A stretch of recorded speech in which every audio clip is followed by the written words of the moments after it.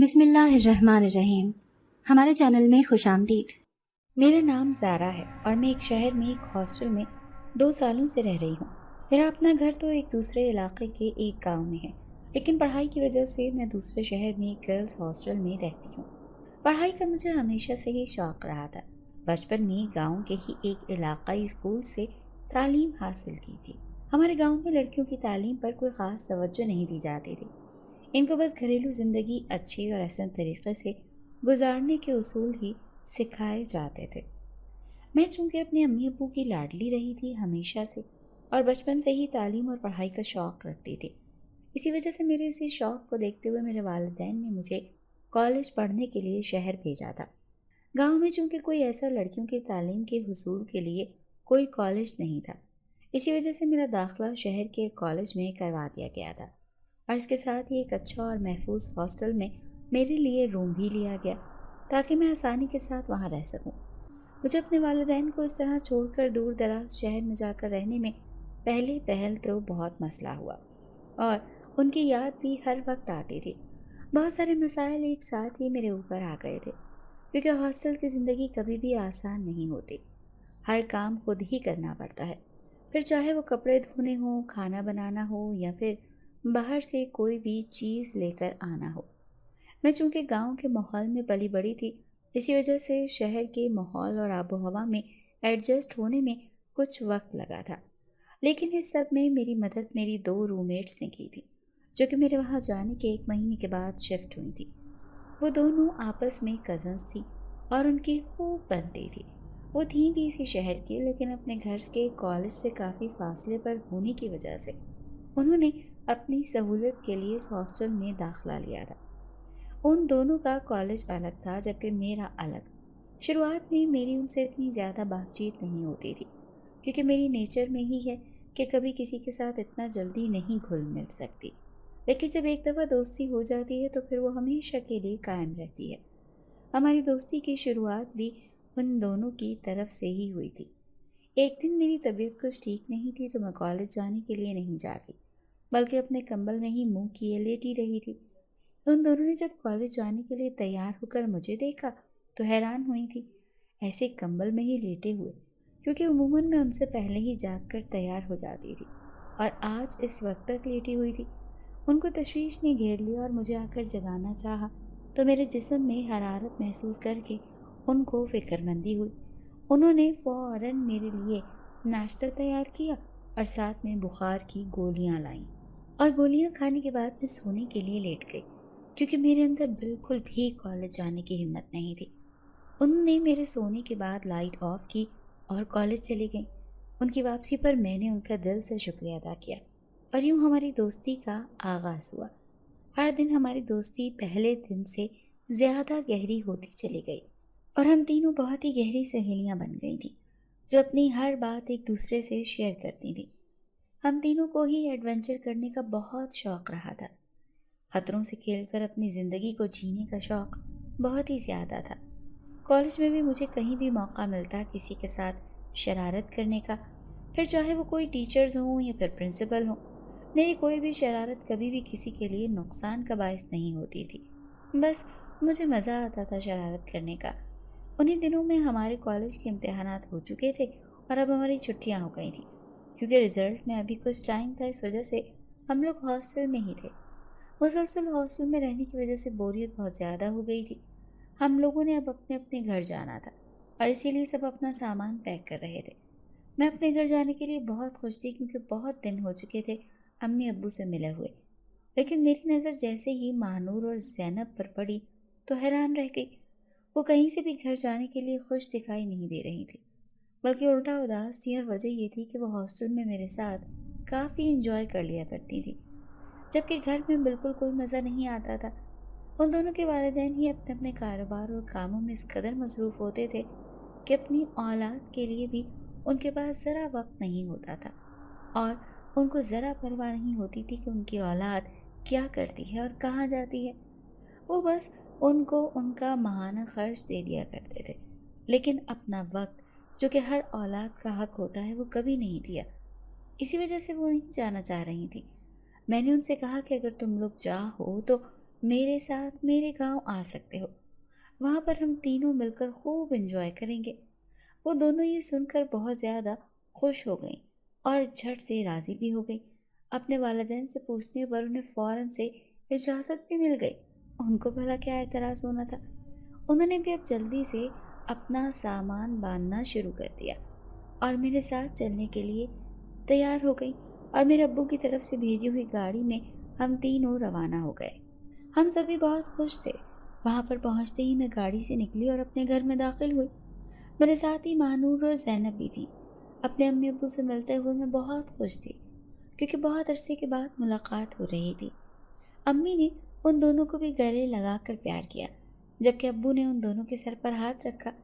امی نے مزیدار اور لذیذ کھانے بنائے ہوئے تھے۔ ہم فوراً اس کھانے کی طرف متوجہ ہوئے اور خوب سیر ہو کر کھایا۔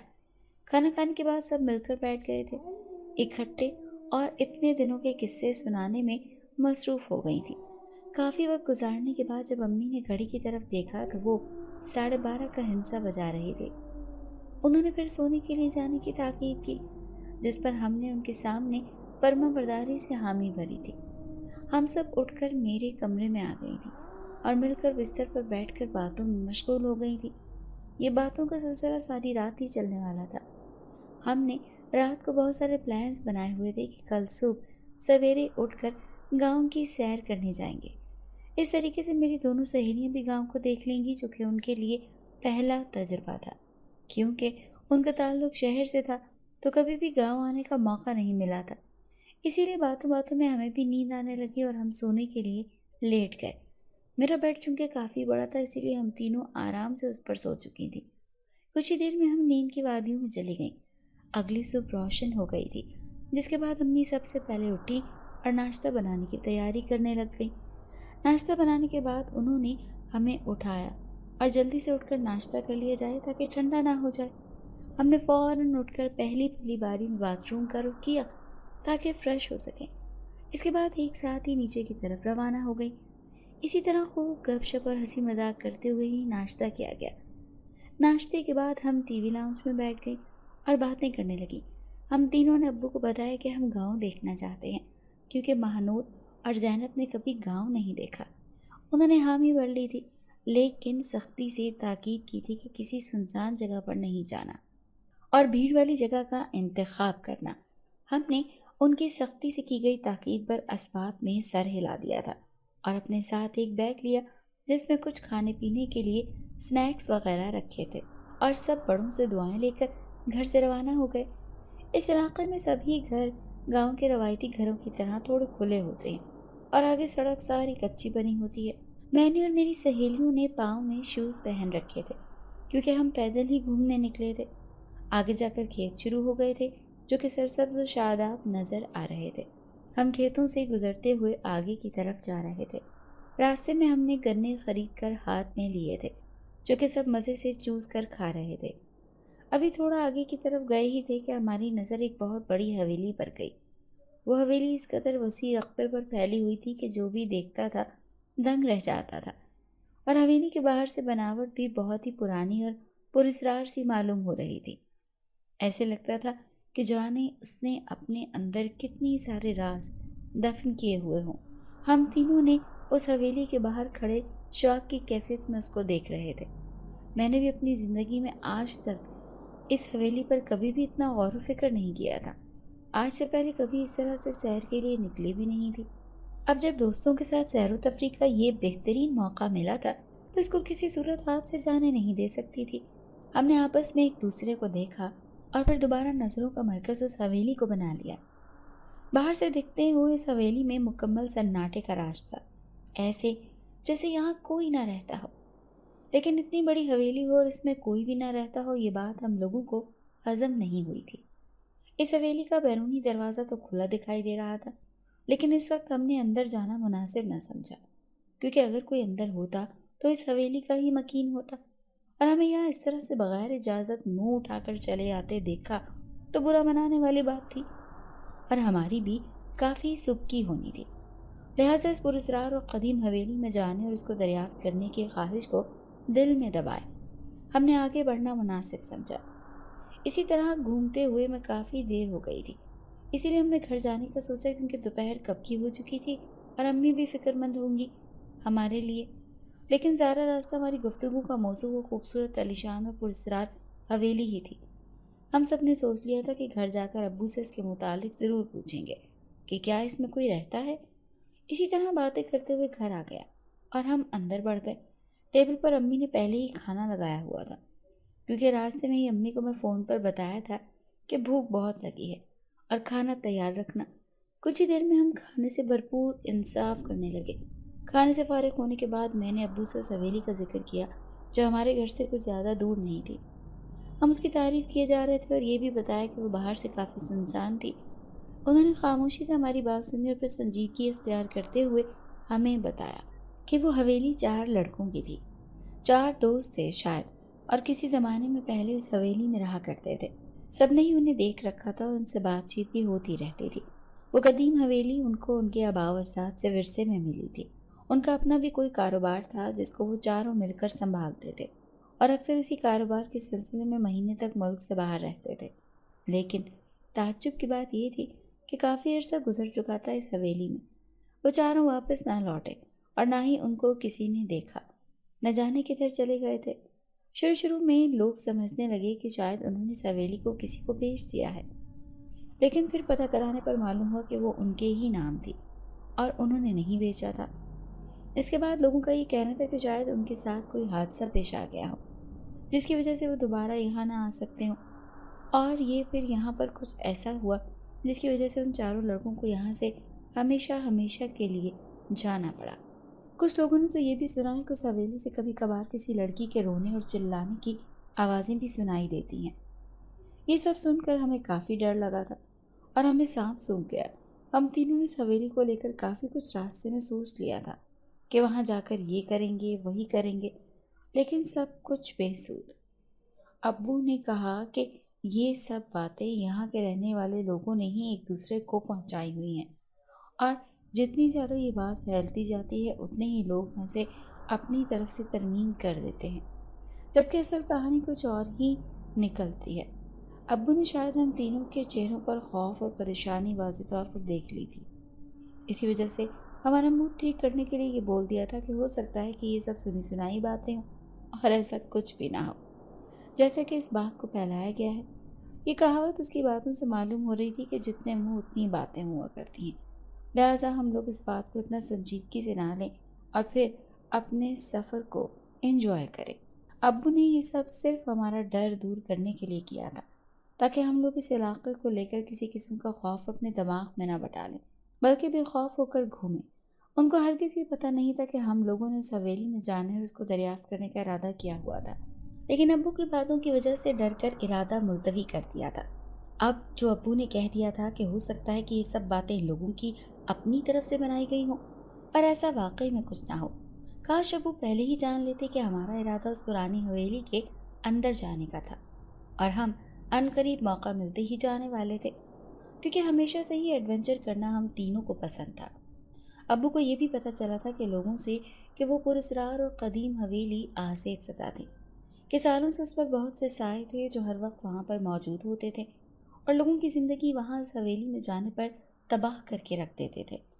اور تو اور اس حویلی میں خاص طور پر کنواری لڑکیوں کو جانے سے منع کیا گیا تھا، کیونکہ بہت سے لوگوں نے یہ بات کہی ہوئی تھی کہ وہ پراسرار سائے جو کہ اس حویلی میں گھومتے ہیں وہ کوئی اور نہیں بلکہ وہی چاروں لڑکے تھے جو پہلے تو اس حویلی میں رہتے تھے لیکن کافی عرصے سے غائب تھے، اور ان کا نام و نشان ڈھونڈنے سے بھی نہیں ملتا تھا۔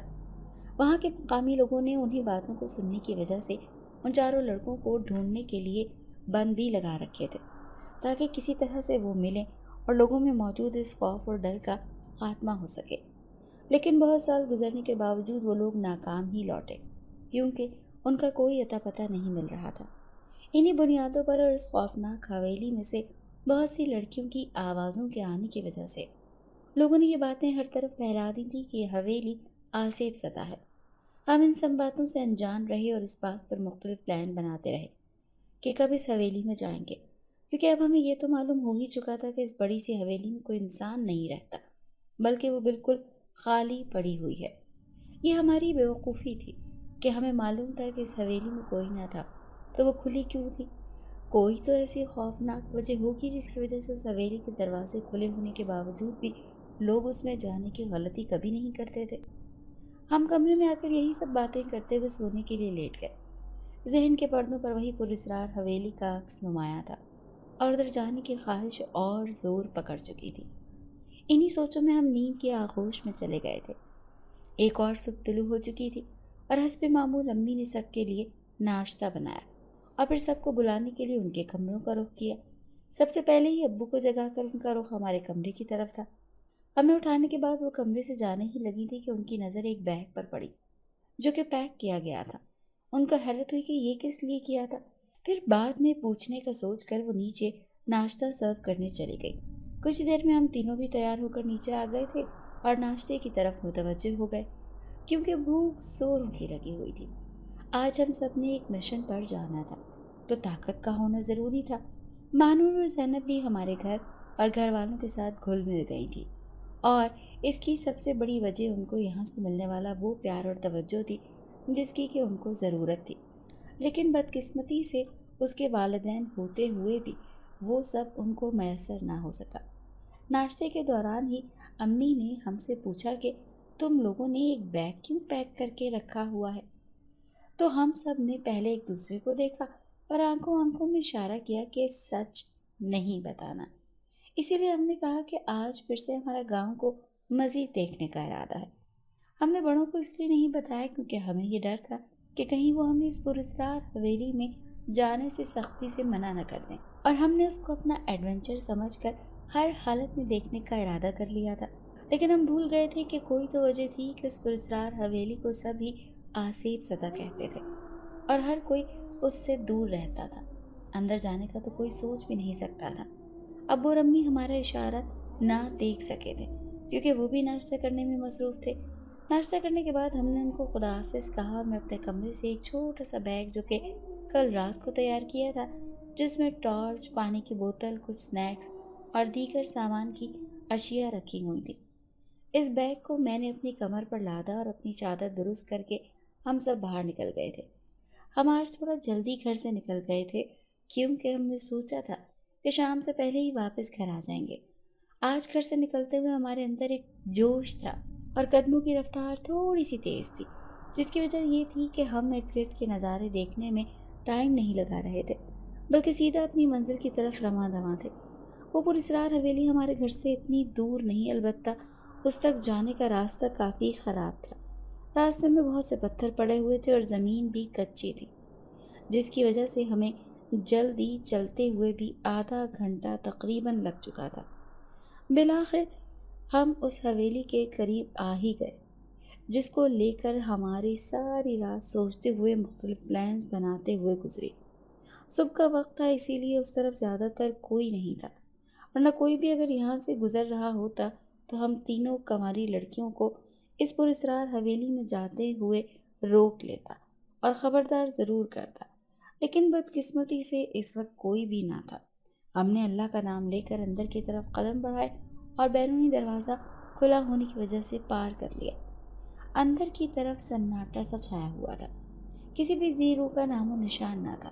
اندر گھسے تو ہر طرف صحن پھیلا ہوا تھا اور درخت سوکھ چکے تھے، اس کے سوکھے ہوئے پتے پوری دنیا میں پھیلے ہوئے تھے۔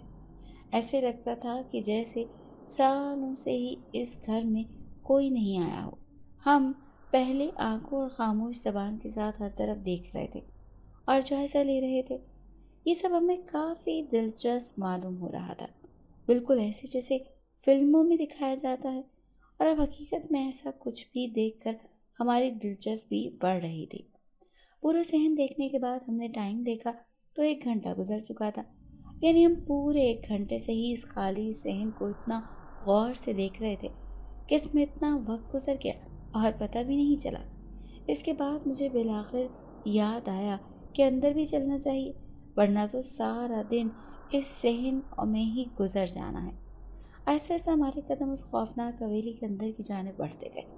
حویلی کا ایک اندرونی دروازہ بھی تھا جس کو بس ایک کنڈی کے ذریعے ہی بند کیا گیا تھا۔ ہمیں حیرت ہوئی تھی کہ اتنی قدیم اور بڑی حویلی کو بس ایک معمولی سی کنڈی لگا کر بند کیا ہوا تھا، جس کو تو ایک بچہ بھی کھول سکتا تھا، لیکن یہاں بات اس بھیانک حقیقت کی تھی کہ جس کی وجہ سے کوئی بھول کر بھی یہاں قدم رکھنے کا سوچتا بھی نہیں۔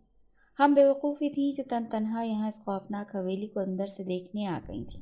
کنڈی کھولتے ہی ماہنور نے دروازے کو ذرا سا اندر کی طرف دھکیل دیا تو چر کی آواز کے ساتھ وہ کھل گیا تھا، اور زنگ آلود پرانے دروازے کی آواز سے صاف ظاہر تھا کہ بہت عرصے سے اس کو کھولا نہیں گیا۔ لیکن ہمیں کم از کم یہ اطمینان ہوا کہ کوئی بھی چور یہاں نہیں گھس کر رہ رہا ہوگا۔ لیکن یہ حویلی تو چور اور لٹیروں کے ہونے سے زیادہ اس حقیقت کو لے کر آسیب زدہ سمجھی جاتی تھی کہ یہاں پر جنات اور کالے سایوں کا بسیرا ہے۔ ہم اس سب سے انجان تھے۔ بالآخر ہم نے اندر قدم رکھا۔ ہر طرف نگاہ دوڑانے پر معلوم ہوا کہ یہاں بہت ساری کھڑکیاں تھیں، لیکن ان سب پر پردے گرائے ہوئے تھے، جس کی وجہ سے اندھیرا لگ رہا تھا اور صبح ہوتے ہوئے بھی شام معلوم ہو رہی تھی۔ ان دونوں نے پردے ہٹانے کا سوچا کیونکہ اندھیرا ہونے کی وجہ سے سب کچھ واضح دکھائی نہیں دے پا رہا تھا۔ میں نے بھی ان سب کا ساتھ دیا اور پھر ہم نے مل کر سارے نیچے موجود پردے کھڑکیوں سے ہٹائے۔ ان پر اتنی زیادہ گرد اور مٹی تھی کہ ہمیں ڈسٹ کی وجہ سے کھانسی آ گئی۔ اس کے بعد دیکھا تو روشنی اندر آ رہی تھی، جس کی وجہ سے ہم وہاں پر وسیع و عریض لاؤنج کو دیکھ پائے تھے۔ وہ اتنا بڑا تھا کہ ہماری نگاہ دوڑائی تک جاتی تھی۔ ایک طرف بڑی سی جگہ تھی جہاں پر ڈائننگ ٹیبل پڑی ہوئی تھی، جو کہ کافی بڑی تھی۔ ایسے لگتا تھا کہ تقریباً 30 لوگوں کے لیے استعمال کی جاتی ہے۔ وہ ہماری آنکھیں اس ٹیبل کی خوبصورتی کو دیکھ کر دنگ رہ گئیں۔ اس طرح ادھر ادھر دیکھتے ہوئے میری نگاہ اوپر کی جانب اٹھی تو ساکت رہ گئی۔ چھت پر ایک فانوس لگا ہوا تھا جو کہ اس قدر بڑا تھا کہ اس نے آدھی چھت کو کور کیا ہوا تھا۔ مجھے اس کو دیکھتے ہوئے اچانک ایسے محسوس ہوا کہ وہ فانوس ہلا ہو۔ ارد گرد ایسا کوئی ہوا کا ذریعہ نہیں تھا جس سے وہ اس قدر بھاری فانوس ہل سکتا، لیکن میں نے اس کو باقاعدہ ہلتے ہوئے دیکھا تھا۔ جب ان دونوں کو دکھایا تو انہیں کچھ محسوس نہ ہوا۔ میں اپنا وہم سمجھ کر دوبارہ آگے کی طرف دیکھنے لگی۔ ہم یہی سب دیکھ رہے تھے کہ اس حویلی کے داخلی دروازے بہت ہی آرام سے خود بخود کسی اندیکھی طاقت کے ذریعے بند ہوتا چلا گیا۔ اس طرح کسی کو گمان بھی نہیں ہو سکتا تھا کہ حویلی کے اندر کوئی گھسا بھی تھا۔ ہم بے خبر تھے اس سب سے، اور اب ہمارا ارادہ کمروں کی طرف جانے کا تھا۔ ادھر ادھر نگاہیں دوڑائیں تو ہر چیز حویلی میں کافی قیمتی معلوم ہوتی تھی، لیکن تعجب کی بات تو یہ تھی کہ آج تک کوئی کیوں اس میں نہ گھسا۔ ایک طرف کچن بنا ہوا تھا جس میں داخل ہوتے ہی ہر طرف مٹی اور گرد نے ہمیں گھیر لیا۔ صاف ظاہر تھا کہ کوئی وہاں نہیں آیا۔ ہم نے اپنا رخ اب اوپر کی جانب شروع کر دیا، جہاں جانے کے لیے سیڑھیوں پر چڑھ کر جانا پڑتا تھا۔ وہ سیڑھیاں ہمیں کافی پراسرار سی لگیں کیونکہ وہ گول شیپ میں تھیں اور کافی اوپر تک تھیں۔ مجھے اوپر جانے سے بے ساختہ خوف آیا اور میں نے کہا کہ بس اتنا کافی ہے، باقی کا پھر کسی دن دیکھ لیں گے۔ مجھے پتہ نہیں کیوں اچانک سے عجیب سا محسوس ہونے لگا، جیسے ہر طرف کوئی تھا جو ہمیں دیکھ رہا تھا۔ اسی لیے میرا مزید اوپر کی منزل کی طرف جانے کا بالکل بھی ارادہ نہیں تھا۔ میرے ماتھے سے پسینے کے ننھے ننھے قطرے آنے لگے۔ میرے خوف کو دیکھ کر میری سہیلیوں نے تعصب سے سر ہلایا اور کہا کہ ایسا کچھ بھی نہیں ہے، اور تم بھی لوگوں کی انہی خود ساختہ بنائی ہوئی باتوں میں یقین کر رہی ہو۔ میں نے ان سے کہا کہ بات یقین کی نہیں ہے بلکہ احساس کی ہے، اور میں یہاں پر کسی کی موجودگی کا احساس کر رہی ہوں۔ انہوں نے میری طرف ایک نہ سنی اور مجھے کھینچتے ہوئے اوپر لے جانے لگی، اور میرے ارے ارے کہنے سے رہ گئی۔ اوپر پہنچنے پر ایسا محسوس ہوا جیسے یہاں پر ایک الگ ہی دنیا آباد ہے۔ ہر طرف کمرے ہی کمرے ہیں۔ ہم لوگ ایک کمرے میں جانے کے لیے آگے بڑھے ہی تھے، جیسے ہی کھولنے کے لیے دروازہ بند تھا، یعنی کہ اس کو چابی سے تالا لگایا گیا تھا۔ ہم شدید حیرت میں تھے کہ جہاں اتنی بڑی حویلی کے دروازے کو بغیر کسی تالے کے رکھا گیا ہے تو یہاں پر کمرے کو تالا کیوں لگا ہوا تھا۔ ہم نے دوسرا کمرہ چیک کرنے کی کوشش کی، لیکن وہ بھی اسی طرح بند تھے۔ ہمیں مایوسی ہوئی اور مڑ کر واپس جانے لگے کہ اچانک زینب کی نظر ایک کونے میں موجود کمرے کے دروازے پر پڑی، جس کا رنگ کالا سیاہ تھا۔ اس نے ہمیں دیکھا کہ یہ ایک آخری کمرہ بھی دیکھ لینا چاہیے، کیا پتا وہ کھلا ہو۔ ہم نے اس کو منع کیا کہ وہ بھی بند ہی ہوگا، لیکن پھر بالآخر اس کے اصرار پر وہاں جانا ہی پڑا۔ زینب نے جیسے ہی اس دروازے کے نوک پر ہاتھ رکھ کر گھمایا تو وہ بھی چر کی آواز کے ساتھ کھلتا چلا گیا، اور ہمیں دیکھ کر انتہائی خوشی ہوئی کہ چلو کوئی تو کمرہ کھلا تھا۔ اندر گھسے تو ہر طرف گھپ اندھیرے کا راج تھا، کچھ بھی دکھائی نہ دیا۔ میں نے فوراً ڈر کے مارے اپنے بیگ میں موجود ٹارچ نکال کر لگائی تو کمرے میں کچھ روشنی ہوئی۔ زینب نے کھڑکی کے پردے ہٹائے تاکہ روشنی ہو سکے۔ پردوں کے ہٹانے سے ہر طرف روشنی ہو گئی، لیکن جو بات ہم سب کو پراسرار لگی وہ اس کمرے میں موجود ہر چیز کا رنگ تھا۔ وہاں پردے، بیڈ شیٹ، دیوار پر ہوا پینٹ اور الماری غرض کے ہر چیز ہی کالے رنگ کی تھی۔ ابھی ہم ادھر ادھر دیکھ ہی رہے تھے کہ اچانک ہماری نظر ایک ساتھ بیڈ کے عین اوپر دیوار پر موجود ایک بڑی دیوار گیر فریم میں موجود تصویر پر پڑی۔ اس تصویر میں 4 لڑکے کھڑے تھے اور ان چاروں کے پہلو میں ان کی بیگمات تھیں اور وہ سب کی سب کافی خوش دکھائی دے رہی تھیں۔ میری آنکھیں اس تصویر کو دیکھ کر ساکت رہ گئی تھیں۔ دل عجیب سے انداز میں دھڑکنے لگا تھا، خوف پورے جسم میں سرایت کرنے لگا۔ مجھے اپنی آنکھوں پر یقین نہیں آ رہا تھا کہ آیا میں جو یہ تصویر میں بیگمات کی شکل دیکھ رہی ہوں، آیا یہ سچ تھا یا پھر مجھے نظر آ رہا تھا۔ میں نے ماہنور زینب کی طرف دیکھا تو وہ بھی سفید پڑتے چہروں کے ساتھ اس تصویر کو دیکھ رہی تھی۔ ان چاروں لڑکوں کے پہلو میں جو 4 بیگمات تھیں ان کے چہرے ہو بہو مجھ سے ملتے تھے۔ ایسا لگتا تھا جیسے وہاں میں ہی کھڑی ہوں۔ اچانک ماہنور کو ہی ہوش آیا اور اس نے مجھے ہلا کر کہا کہ کیا پتہ یہ میری کوئی ہم شکل ہو۔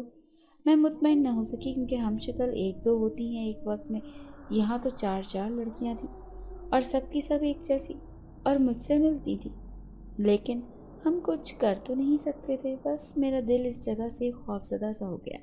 مجھے یہاں سے جانا تھا کیونکہ مجھے کچھ عجیب لگ رہا تھا۔ اس کمرے میں آنے کے بعد خاص طور پر ایسے لگتا کہ جیسے مجھے کوئی بہت غور سے دیکھ رہا ہے۔ ہم نے دوبارہ اس تصویر کو دیکھا اور ان کے چہروں پر ایک پر اسرار سی مسکراہٹ تھی اور آنکھوں میں ایک ایسا طلسم تھا کہ ہم بھی کچھ لمحے کے لیے کھو سے گئے تھے۔ اس تصویر کو دیکھتے ہی دیکھتے ہم اپنے ہوش میں نہیں لگ رہے تھے اور آرام سے اس بیڈ پر بیٹھ گئے، جبکہ نظریں ہنوز اس تصویر پر ہی جامد تھی۔ اس تصویر میں کوئی ایسا جادو تھا کہ جس میں کھو کر ہم اپنے بستر پر بیٹھ گئے تھے جہاں ہمیں نہیں بیٹھنا چاہیے تھا۔ ہم خود سے ہرگز نہیں بیٹھے تھے بلکہ کسی اندیکھی طاقت نے ہمیں مجبور کر دیا اس بستر پر بیٹھنے کے لیے۔ ہوش تو ہمیں تب آیا جب باہر آسمان پر اچانک سے کالے بادل چھا گئے، زوردار بجلی چمکنے لگی، فضا میں تیز ہوائیں چلنے لگیں جنہوں نے بہت جلد آندھی اور طوفان کی شکل اختیار کر لی۔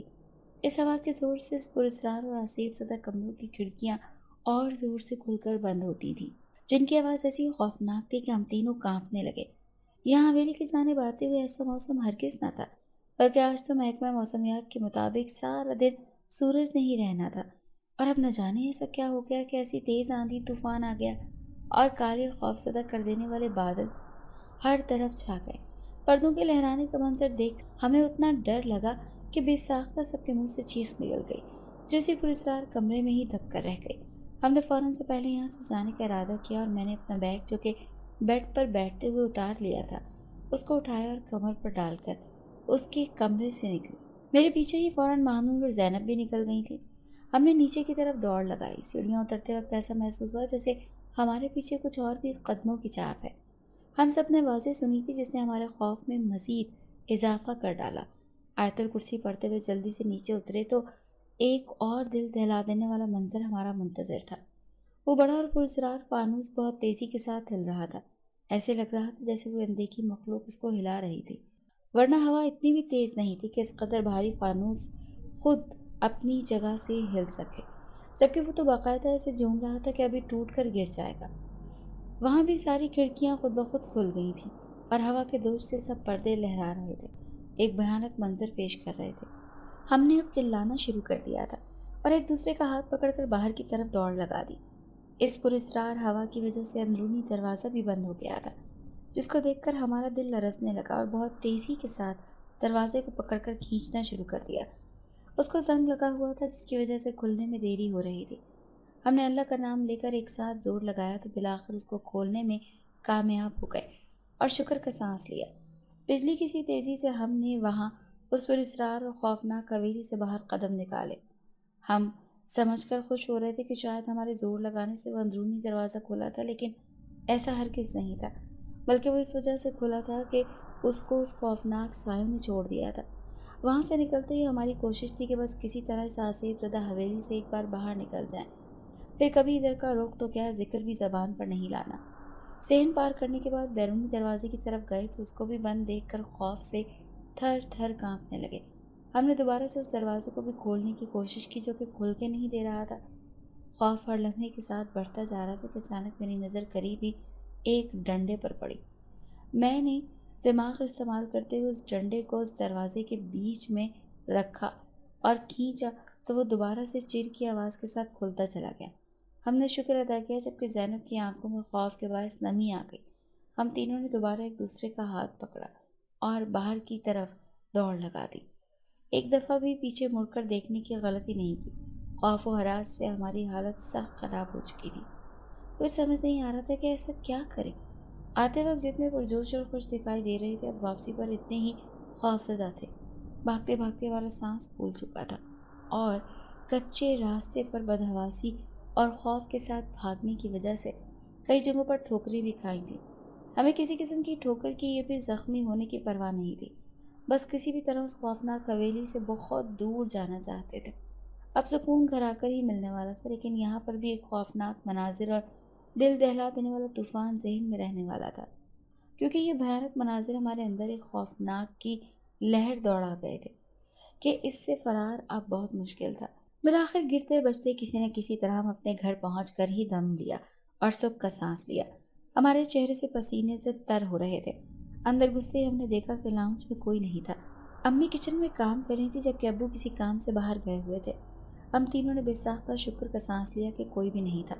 اگر کسی کو پتہ چل جاتا کہ ہم ان کے منع کرنے کے باوجود بھی اس آصف زدہ حویلی میں گئے تھے تو بہت غصہ ہوتی اور ہم سے ناراض بھی ہوتی۔ ہم نے فوراً کمرے کا رخ کیا اور اس کے کچھ ہی دیر کے بعد ہم نے کپڑے تبدیل کیے اور بستر پر بیٹھ گئیں۔ ہم تینوں ہی خاموشی کے ساتھ اپنے ہاتھوں کو دیکھ رہی تھیں۔ خوف ہم پر حاوی ہوا تھا، لیکن ہم انجان تھے کہ بے دہانی میں ہم ایک ایسی حویلی میں چلے گئے تھے جس میں 4 جنزادے قید کر دیے گئے تھے۔ ان کی طاقتوں کو ایک نہایت ہی مکار جادوگر نے اس حویلی کے اندر قید رکھا ہوا تھا، اور ان کی وہ 4 بیویاں جو کہ ایک جیسی دکھتی تھیں اور شکل میں مجھ سے کافی ملتی تھیں، ان کو اپنے عمل سے ختم کر دیا تھا اور مار ڈالا تھا۔ ان 4 جنزادوں کی اس قید سے آزاد ہونے کی بس ایک شرط تھی کہ ان کی بیوی کی شکل کی ایک لڑکی سے ان کی شادی ہو جائے، اور تب وہ ایک قبرستان جا کر 1000 سال پرانے درخت کے تنے پر باندھا گیا تعویذ کھول لیتی ہیں تو جادوگر کی اس بھیانک قید سے وہ 4 جنزاد آزاد ہو جائیں گے۔ اس کے بعد وہ شادی جو کہ محض ایک جناتی دنیا کی رسم ہوگی وہ خود بخود ٹوٹ جائے گی اور وہ لڑکی آزاد ہو کر بے فکری کے ساتھ اپنی زندگی گزار سکے گی۔ لیکن اگر وہ شادی نہیں کرتی تو پھر ان جنزادوں کا سایہ ہمیشہ اس کے ساتھ رہے گا، اور چونکہ ان 4 لڑکیوں کی شکل مجھ سے ملتی تھی، اب مجھے ہی ان سے شادی کرنی ہے۔ لیکن میں ابھی اس سے انجان تھی کہ میرے ساتھ میری 2 سہیلیاں بھی اس سائے کی قید میں تھیں۔ کچھ دیر بعد امی کھانے کے لیے بلانے آئی تو ہم نے خود کو نارمل ظاہر کیا اور ہر سوچ کو جھٹک کر نیچے چلی گئی۔ اسی طرح سارا دن گزر گیا تھا اور رات آ گئی تھی۔ ہم سونے کے لیے لیٹنے لگے۔ میری نظر اپنی کھڑکی کے پردوں کی طرف گئی جو کہ ہلکی ہلکی ہوا کی وجہ سے لہرا رہے تھے۔ اس حویلی کی یاد ایک دم سے میرے ذہن میں آئی اور میں نے ڈرتے فوراً اس کھڑکی کو بند کیا اچھی طرح سے اور پردے برابر کر کے آنکھیں لیٹ گئی۔ مانور اور زینب نے بھی میری پیروی کی اور دونوں ہی خاموشی کے ساتھ سونے کے لیے لیٹ گئیں۔ آج ہم تینوں نے حسب معمول کوئی بھی آپس میں بات نہیں کی تھی، بلکہ بس جلدی سے سونے کے لیے لیٹ گئے۔ میں نے لیٹنے سے پہلے کمرے کی لائٹ آف کر دینا چاہی۔ اب بس کمرے میں اندھیرا تھا اور تھوڑی تھوڑی صحن سے روشنی آ رہی تھی۔ ابھی ہمیں لیٹے ہوئے کچھ ہی دیر گزری تھی کہ میں نے محسوس کیا کہ کسی نے میرے اوپر ہاتھ رکھا ہو۔ مانور جو کہ میرے ساتھ ہی لیٹی تھی، میں سمجھی کہ اس نے سوتے ہوئے رکھا ہے۔ میں نے اس کا ہاتھ اٹھایا اور اسی طرح سونے کی کوشش کرنے لگی۔ ابھی میں کچھ دیر ہی گزری تھی کہ دوبارہ سے میرے اوپر ہاتھ آیا۔ میری پھر سے آنکھ کھلی اور میں نے مانور کو کہا کہ اپنا ہاتھ ادھر کرو مانور، مجھے نیند نہیں آتی۔ پھر اس کی طرف سے کوئی جواب نہ پا کر میں سمجھی کہ وہ سو رہی ہے اور شاید نیند میں ہی رکھ لیا ہو۔ میں نے ہاتھ ہٹایا، پھر سے سونے کی کوشش کرنے لگی، لیکن کچھ لمحے بعد پھر سے ایسا ہی لگا جیسے کسی نے ہاتھ رکھا ہو۔ اس دفعہ میں نے وہ ہاتھ پکڑا اور اس کی طرف دیکھا اور ایک ساتھ میں سائیڈ لیمپ بھی چلایا، لیکن مانور کو دوسری کروٹ کے بل لیٹا دیکھ کر میرا چہرہ لٹے کی مانند سفید پڑ گیا تھا۔ اگر مانور اس طرف مڑی تو وہ ہاتھ کس کا تھا جو میں نے اب تک پکڑ رکھا تھا؟ میں نے ہاتھ چھوڑا اور چیخیں مارنا شروع کر دی۔ میری چیخوں کی آواز سن کر وہ دونوں بھی اٹھ گئی تھی اور مجھے حیرت سے دیکھنے لگی کہ ایسا کیا ہوا، جبکہ کچھ ہی دیر میں امی اور ابو بھی چلے آئے تھے اور وہ بھی فکر مند ہو کر میرا خوفزدہ چہرہ دیکھ رہے تھے۔ میں نے ڈرتے ڈرتے ان کو ابھی ہوا واقعہ بتایا تو انہوں نے اتنا سنجیدہ نہیں لیا اور سمجھے کہ ضرور رات کو سوتے ہوئے مجھے وہم ہوا ہے۔ انہوں نے مجھے کہا کہ میں رات کو آیت الکرسی پڑھ کر سو جایا کروں، پھر کچھ دیر میں ہی وہ پڑھنے کے بعد میں سونے لگی۔ اگلے دن بھی اسی طرح گزرا تھا اور کچھ دنوں بعد ہم بیٹھے ہوئے تھے کہ رات کو اور حسب معمول سونے کی تیاری میں تھے تو زینب کی طرف سے میری نظر گئی جو بال کھول کر سونے کی عادی تھی۔ میں اس سے کئی بار کہہ بھی چکی تھی کہ رات کے وقت بال بند کیا کرو، لیکن وہ نہیں مانتی۔ اس کا کہنا تھا کہ مجھے سکون ملتا ہے، میں پھر سے مزید کیا کہتی، اسی لیے کاندھے اچکا کر سونے کا لباس تبدیل کر کے آ کر لیٹ گئی۔ زینب نے بھی اپنے بال کنگھی کیے اور انہیں کھلا چھوڑ کر ہی آہستہ سے بستر پر آ کر لیٹ گئی۔ آج میں نے زینب کو بیچ میں لٹایا کیونکہ کل مہنور کی وجہ سے مجھے بہت خوفزدہ ہو گئی تھی اور میں ڈر گئی تھی۔ حالانکہ مجھے ابھی بھی ایسا محسوس ہوتا ہے کہ وہ ہاتھ کسی اندیکھی مخلوق کا تھا اور اسی کو لے کر میں کچھ دنوں سے اندر ہی اندر خوفزدہ ہو کر جی رہی تھی۔ ابھی ہمیں لیٹے ہوئے کچھ ہی دیر گزری تھی کہ زینب کی آواز آئی جو کہہ رہی تھی کہ زارا نہیں کرو، مجھے نیند آ رہی ہے۔ میں نہ سمجھی میں اس کی جانب دیکھنے لگی جو کہ اندھیرا ہونے کی وجہ سے مجھے صحیح دکھائی نہیں دے رہا تھا۔ مجھے لگا کہ وہ سو چکی ہے اور نیند میں باتیں کر رہی ہے۔ میں نے دوبارہ آنکھیں بند کر دی۔ تھوڑی دیر بعد زینب کی آواز پھر سے آئی جو کہ کہہ رہی تھی کہ زینب بالوں کو چھوڑو، مجھے نیند آ رہی ہے۔ پھر سے اس کی ایسی ہی قدرے جھنجھلائی ہوئی آواز آئی تو میں نے حیران ہو کر اس کو دیکھا جو اب بیٹھ چکی تھی۔ میں نے سائیڈ لیمپ جلایا اور اس کو دیکھا جو میرے اٹھنے کا انتظار کر رہی تھی۔ میں نے اس سے پوچھا کہ کیا ہوا تو اس نے کہا کہ تم میرے بالوں پر انگلیاں چلا رہی تھی اور جب میں نے منع کیا تو تم نے بالوں کو جھٹکا دیا۔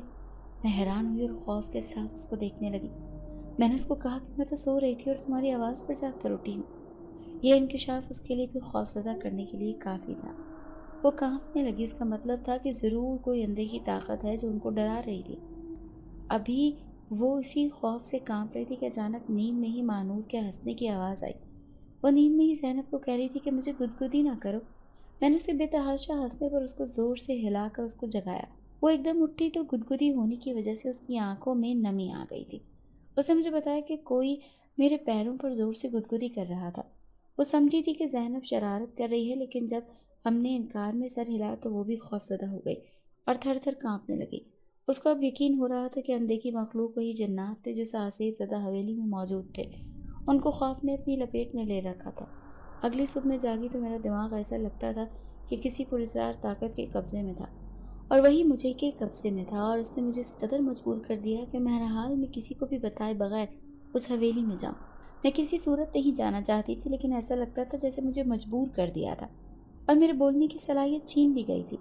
مانور اور زینب سوئی ہوئی تھی تو میں نے امی سے ایسے ہی باہر جانے کا بہانہ کیا اور چلی گئی۔ میرے قدم خود بخود اس پراسرار حویلی کی جانب بڑھ رہے تھے۔ اندر جا کر میں نے ارد گرد دیکھا تو سب کچھ جیسے اس طرح خوفزدہ کر دینے والا تھا۔ اچانک سے ایک دم میں اپنے ہوش میں آئی اور چاروں طرف دیکھا تو خوف سے کانپنے لگی، کیونکہ میں خود یہاں ہرگز نہیں آ سکتی تھی، بلکہ مجھے یہاں زبردستی لایا گیا ہے۔